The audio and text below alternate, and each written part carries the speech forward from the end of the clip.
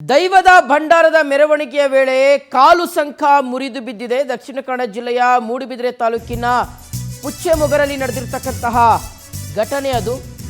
ದೈವದ ಭಂಡಾರದ ವೇಳೆ ಕಾಲು ಸಂಕ ಮುರಿದು ಬಿದ್ದಿದೆ. ದಕ್ಷಿಣ ಕನ್ನಡ ಜಿಲ್ಲೆಯಲ್ಲಿ ನಡೆದಿರತಕ್ಕಂತಹ ಘಟನೆ. ಭಂಡಾರ ಹೊತ್ತು ಸಾಗುವಂಥ ಸಂದರ್ಭದಲ್ಲಿ ಏಕಾಏಕಿಯಾಗಿ ಕಾಲು ಸಂಕ ಮುರಿದು ಬಿದ್ದಿರುವಂಥದ್ದು. ಘಟನೆಯಲ್ಲಿ 8 ಮಂದಿಗೆ ಗಾಯಗಳಾಗಿದೆ. ಸ್ಥಳೀಯ ಆಸ್ಪತ್ರೆಗೆ ಅವರನ್ನು ದಾಖಲು ಮಾಡಲಾಗಿದೆ. ತಾರ್ಕೋಡೆ ಬರ್ಕೆ ಧರ್ಮ ನೇಮಕಕ್ಕೆ ಭಂಡಾರವನ್ನು ಸಾಗಿಸಲಾಗ್ತಾ ಇತ್ತು. ಈ ಸಂದರ್ಭದಲ್ಲಿ ಕಾಲು ಸಂಕ ಮುರಿದು ಬಿದ್ದಿದೆ.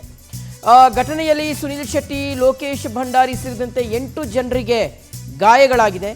ಪಲ್ಲಕ್ಕಿಯಲ್ಲಿದ್ದಂತಹ ಮೊಗಮೂರ್ತಿ ಮತ್ತು ಇತರೆ ಪರಿಕರಗಳಿಗೆ ಹಾನಿಯಾಗಿರ್ತಕ್ಕಂಥದ್ದು. ದೃಶ್ಯಗಳಲ್ಲಿ ಗಮನಿಸ್ತದೆ ನೋಡಿ, ಎಷ್ಟು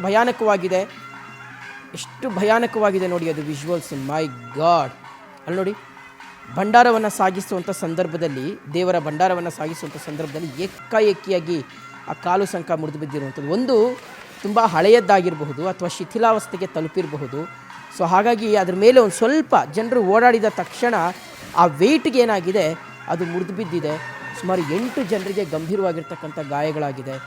ಬಹಳ ಮೈ ಬೆಚ್ಚಿ ಬೀಳಿಸುವಂಥ, ಮೈ ನವಿರೇಳಿಸುವಂಥ ರೀತಿಯಾದಂತಹ ಘಟನೆ ನಡೆದಿದೆ.